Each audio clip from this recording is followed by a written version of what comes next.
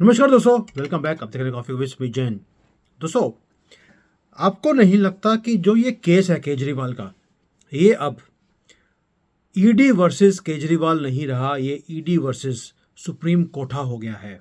मैं क्यों बोल रहा हूं भाई? आप सोच के देखिए, केजरीवाल जमानत नहीं मांग रहा, कोर्ट बोल रहा है हमने तो जमानत देनी ही देनी है, इसको कुछ भी हो जाए। पैसे पहुंच गए भैया, पैसे का मामला है। और सुप्रीम कोर्ट ने क्या बोला? शुक्रवार को केजरीवाल को अंतरिम जमानत दे सकते हैं हम, ये सुप्रीम कोर्ट बोल रहा है।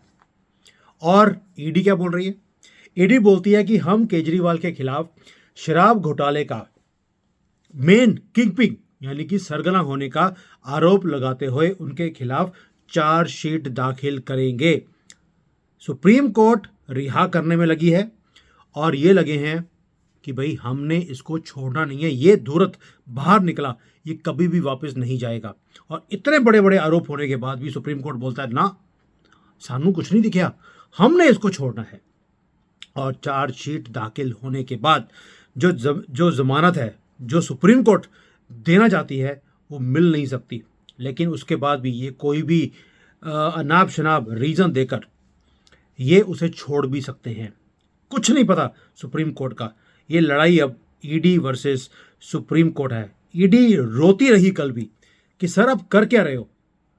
ये दिल्ली का चपरासी, ये जो केजरीवाल है, आप उसको अंतरिम जो बेल है ये दे कैसे सकते हैं? ये उसको मिलेगी जमानत या नहीं मिलेगी इंपॉर्टेंट नहीं है अब दोस्तों। केजरीवाल को मैटर ये है कि सुप्रीम कोर्ट कर क्या रहा है। ये पूरा का पूरा जो कार्यक्रम चल रहा है सुप्रीम कोर्ट में, केजरीवाल द्वारा एक ऐसा मजाक है हमारे न्यायपालिका के ऊपर जिसकी कोई मिसाल ही नहीं है। और भाई इस सुप्रीम कोर्ट ने तो पाकिस्तान के सुप्रीम कोर्ट को भी मात दे दी है। इतनी करप्शन ओपनली मैं इमेजिन नहीं कर सकता था। और इन्हें कोई मतलब ही नहीं है। उनको बोलते हैं यार पैसे आ रहे हैं, जेबें भर रही हैं, क्या फ़र्क पड़ता है अगर केजरीवाल बाहर छूट भी जाएगा तो। अब मैं कुछ क्वेश्चंस हैं जिसको पूछने के लिए मैं मजबूर हो गया हूं। आज मैं बहुत दुखी होकर ये अपनी न्यायपालिका का सारा जो ये ड्रामा चल रहा है सुप्रीम कोर्ट में, मैं हैरान रह गया हूं और कुछ क्वेश्चन पूछता हूं आपसे भी। क्या अरविंद केजरीवाल ऐसा आदमी नहीं बन गया है जो इतिहास में चुनाव प्रचार के लिए जमानत मांग रहा हो? पहली बात तो जमानत मांगी नहीं है। वो क्या मांग रहा है? वो कुछ और मांग रहा है। सुप्रीम कोर्ट बोल रही है कि इसे जमानत देनी है। किसके लिए? इलेक्शंस लड़ने के लिए। क्या जो हमारा इंडियन पीनल कोड है उसमें ऐसी कोई भी प्रोविजन है कि किसी को अपने काम के लिए छूट दे दी जाए कोर्ट में से? जवाब है नहीं। ऐसे इस आधार के ऊपर जमानत नहीं दी जा सकती है कानूनन। और सबसे बड़ी बात, सुप्रीम कोर्ट केजरीवाल की गिरफ्तारी को चुनौती देने वाली जो याचिका है उसके ऊपर सुनवाई कर रहा है। यानी कि केजरीवाल कोर्ट में गया है ये बोलकर कि मेरी गिरफ्तारी गलत हुई है। उसने बेल तो मांगी नहीं, तो आप बेल देने पर इतने उतालू क्यों हैं सुप्रीम कोर्ट वाले? इतनी ज़्यादा बौखलाहट क्यों है कि इसे अंतरिम जमानत देनी है? ये सवाल कहाँ से उठ गया सुप्रीम कोर्ट? मुझे तो आपके ऊपर हैरानी होती है। और सुप्रीम कोर्ट को सबसे पहले तो मेरे इस क्वेश्चन का जवाब देना है कि जब वो अंतरिम बेल मांग नहीं रहा, आप बेल देना क्यों चाहते हैं? पैसे के डॉलर? ये भी बता दें कि करेंसी कौन सी ली आपने। क्या जो राघव चड्ढा यूके बैठा है आपके वहां पे जो खाते चलते हैं उसमें पैसे जमा करा रहा है? और आप देखिए अरविंद केजरीवाल, इसके वकील द्वारा जमानत के लिए पेश की गई दलीलें इतनी भ्रामक हैं कि जिसका कोई मिसाल ही नहीं है। वो बोल कुछ और रहे हैं, मांग कुछ और रहे हैं, सुप्रीम कोर्ट कुछ और सुन रहा है और सुनवाई में फैसला भी कुछ और देने की कोशिश कर रहा है।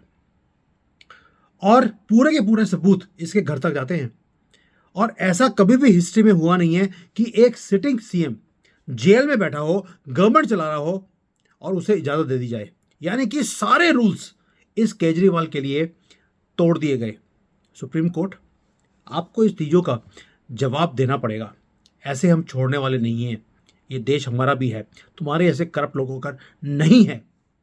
और सुप्रीम कोर्ट इस समय क्या कर रहा है कि भाई जो ये अंतरिम वो है रिहाई है, उसके आदेश को पारित नहीं कर सकता, जो अनिवार्य रूप से ईडी की सुनवाई के बिना, जो कि मेजर जो है याचिका उन्होंने लगाई है, उसको सुने बिना आप उसे अंतरिम बेल नहीं दे सकते।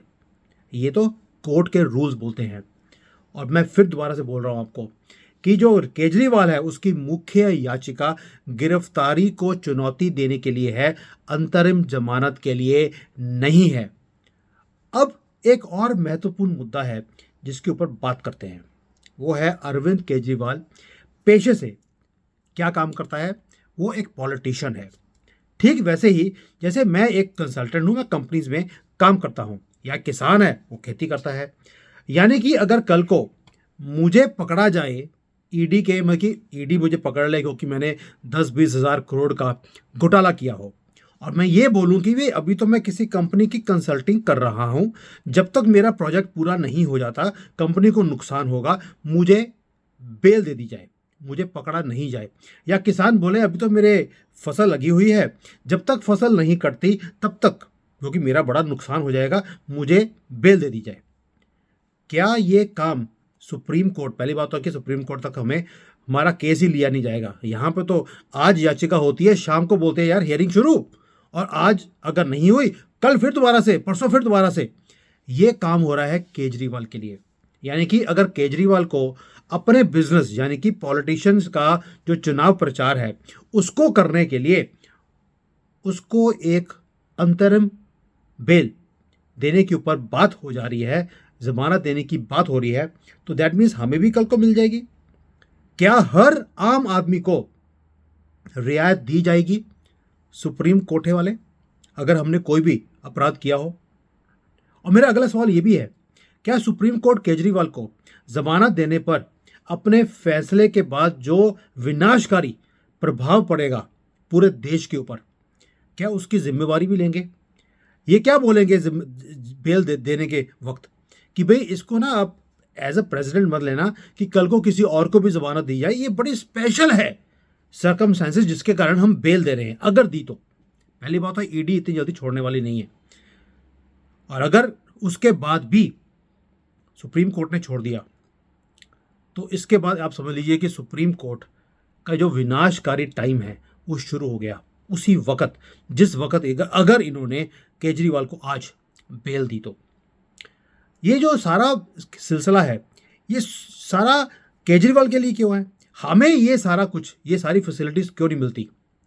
लाखों केसेस हैं, पेंडिंग है, लेकिन सुप्रीम कोर्ट सुबह से लेकर शाम तक घंटों तक केजरीवाल के मुद्दे के ऊपर बातचीत कर रहा है, सोच विचार कर रहा है, कानूनी दावपेच खेल रहा है कि इसको कैसे छोड़ दिया जाए। क्या राजनेता जो हैं वो कानून से ऊपर हैं? और अगर ये ऊपर हैं तो बाकी जितने भी और राजनेता को पकड़ा गया था, जेल में किया गया था भ्रष्टाचार के चक्कर में, उनको रिहा क्यों नहीं किया गया? केजरीवाल के साथ इतना विशेष प्यार और व्यवहार क्यों है सुप्रीम कोर्ट वाले, जहां पर आप नाचते रहते हो पैसे जो फेंकता है उसके सामने? और केजरीवाल को चुनाव के कारण अचानक गिरफ्तार नहीं किया गया था ईडी की तरफ से, 6 महीने से, यानी कि चुनाव से भी 6 महीने पहले से ईडी बार बार बुला रही थी, 9 बार तो समन दिए। और केजरीवाल क्या बोल रहा था, अभी तो यहाँ पर इलेक्शंस हैं, कभी मध्य प्रदेश में हैं, कभी पंजाब में मैं विपासना करने जा रहा हूँ, और फिर भी ईडी ने उन्हें सीधा जाकर कभी गिरफ्तार नहीं किया। वो फिर भी न्यायपालिका के थ्रू जाता रहे, और जब हाई कोर्ट ने सारे सबूत देखे उसके बाद उन्होंने बोला अभी तक आपने इस कमीने को अंदर क्यों नहीं किया? फिर सुप्रीम कोर्ट, आप जब हाई कोर्ट ने सारे सबूत देखने के बाद इन्हें अंदर किया है तो आप सारे सबूतों को मना कैसे कर सकते हो कि भाई हमने तो कुछ देखा ही नहीं है, कोई फर्क नहीं पड़ता? ये सवाल हर एक नागरिक आपसे उठा रहा है आज की डेट में सुप्रीम कोर्ट, कि आपके सिद्धांत क्या हैं काम करने के? क्या जो भी पैसा फेंक देगा वो बाहर निकल जाएगा? क्या कानून सबके लिए समान नहीं है? और अगर सुप्रीम कोर्ट भ्रष्टाचार और मनी लॉन्ड्रिंग के जो गंभीर आरोप है उसके बाद भी आरोपी व्यक्ति को जमानत देने पर विचार करता है, तो क्या ये एक खतरनाक मिसाल नहीं क्रिएट कर रहे आप? यानी कि तुमने पैसे कमाए किसमें? भ्रष्टाचार में, और आज तुम मुझे वही भ्रष्टाचार के पैसे दे दो, रिहा कर देंगे। यानी कि इतनी ताकत है आपके अंदर कि आप गालियां खाने के लिए तो मजबूर हैं, लेकिन पैसा नहीं छोड़ सकते। ये हालत होगी आपकी। और भाई आप में और पाकिस्तान की जो बनाना कंट्री है, उस दोनों में फ़र्क क्या रह गया फिर?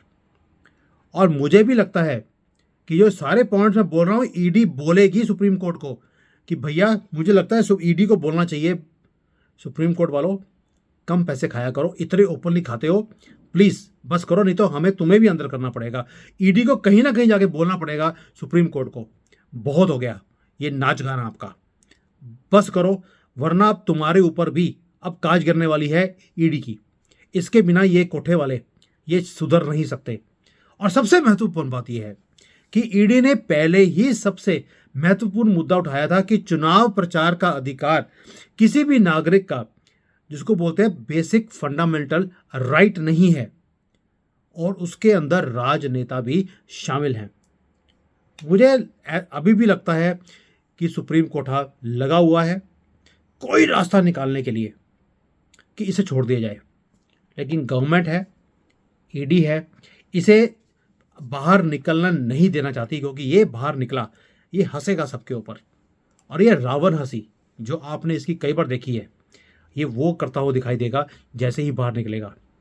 और आम आदमी पार्टी, आप सोच के देखिए, आम आदमी पार्टी वाले भी चाहते नहीं हैं कि ये कंजरवाल बाहर निकले। उसका रीज़न क्या है?